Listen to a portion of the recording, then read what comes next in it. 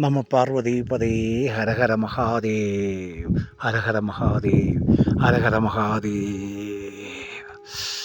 ആദി കൈലാസം ജന്മ സാഫല്യം ജന്മസുഹൃതം. ആദി കൈലാസത്തിൻ്റെ ചുവട്ടിലാണിപ്പോൾ ഉള്ളത്. ആദി കൈലാസത്തിലുള്ള പാർവതീ ദേവിയുടെ ക്ഷേത്രമാണിത്. ഈ ക്ഷേത്രത്തിൻ്റെ സമീപമുള്ള പാർവതി സരോവരം ഇതാണ്.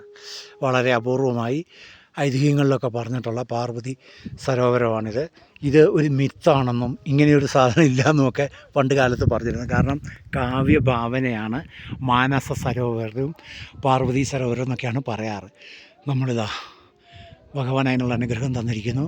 മുജ്ജന്മ സുഹൃതമോ അതോ സുഹൃതികളായ മനീഷികളുടെ പരമ്പരയിൽ വന്ന് പിറന്നതുകൊണ്ടോ ഏതായാലും ആ നന്മ അതിൻ്റെ എല്ലാം ആകത്തുകയായി ഈ പാർവതി സരോവരം കാണാനുള്ള ഭാഗ്യമുണ്ടായിരിക്കുന്നു. ചുറ്റും മഞ്ഞുമലകളാൽ ചുറ്റപ്പെട്ട് ഏതൊക്കെ പർവ്വതങ്ങളാണെന്ന് കൃത്യമായിട്ട് പേര് പോലും പറയാനറിയാതെ ആദി കൈലാസത്തിൻ്റെ ചുവട്ടിൽ പാർവതി സരോവരത്തിൽ വന്നിരിക്കുകയാണ്. ഭഗവാനെ, ഇങ്ങനെയൊരു കാഴ്ച, ഇങ്ങനെയൊരു അനുഭവം, വാക്കുകൾക്കതീതമായ ഈ അനുഭവം. ജന്മം, ഒരു മനുഷ്യജന്മം എങ്ങനെയാണോ പൂർണ്ണമാകുന്നത്, അല്ലെ മനുഷ്യജന്മത്തിൻ്റെ ലക്ഷ്യം എന്താണ് എന്നൊക്കെ പലപ്പോഴും പല ഇസങ്ങളിലും വിശ്വാസ പ്രമാണങ്ങളിലും പറയാറും ചോദിക്കാറൊക്കെ. ഇതിനൊന്നിനും ഒരു മറുപടി ഇപ്പോൾ പറയാനില്ല. എല്ലാം ഭഗവാന്റെ അനുഗ്രഹം പോലെ. ഇതൊക്കെ ഇവിടെ ഈ സരോവരവുമായി ബന്ധപ്പെട്ടിട്ടുള്ള പൂജകളൊക്കെ ഇവിടെ നടക്കുന്നുണ്ട്. ഇവിടെ ഒരു ഫലകം കാണാം. ഭഗവാന്റെ വളരെ പ്രമുഖരായിട്ട് മറ്റു തരത്തിലുള്ള ആധുനിക ലോകത്തിൻ്റെ ആർട്ടിഫിഷ്യാലിറ്റി എന്ന് പറയുന്ന യാന്ത്രികതയുടെ ലെവലേശ തൊട്ടു തീണ്ടാത്ത എല്ലാം പ്രകൃതിയുമായി ഇണങ്ങിച്ചേർന്നുകൊണ്ട് പ്രകൃതി മാത്രം. ആൾട്ടിറ്റ്യൂഡ് പോലും എത്രയോ കൂടുതലാണോ, ഓക്സിജൻ ലെവൽ വളരെ കുറവാണ്. എങ്കിലും ഭഗവത് നാമം ഉച്ചരിക്കും തോറും വീണ്ടും വീണ്ടും നമ്മൾക്ക് ഊർജം ലഭിക്കുകയാണ്. ഹരഹര മഹാദേവ് ജപിച്ച് നമ്മൾ വീണ്ടും വീണ്ടും ഭഗവാനിലേക്ക് ഇങ്ങനെ എത്തുകയാണ്. ഇവിടെയല്ലാതെ പിന്നെ എവിടെയാണ് ഭഗവാൻ വസിക്കേണ്ടത്? നമ്മുടെ പിതൃ സങ്കല്പങ്ങളുടെ അല്ലെങ്കിൽ മാതൃദേവതകളുടെ മാതാസങ്കല്പങ്ങളുടെ എല്ലാം ആകത്തുകയാണ് ഭഗവാനും ഭഗവതിയും. ഇത്ര സ്വച്ഛന്തമായ, ഇത്ര പാവനമായ, ഇത്ര പരിപാവനമായ, പവിത്രമായ ഈ ഇവിടെയല്ലാതെ വേറെ എവിടെയാണ് ഭഗവാനൊരു ധാമം വേണ്ടത്? കൈലാസം, അത്ഭുതങ്ങളുടെ വിളനിലം.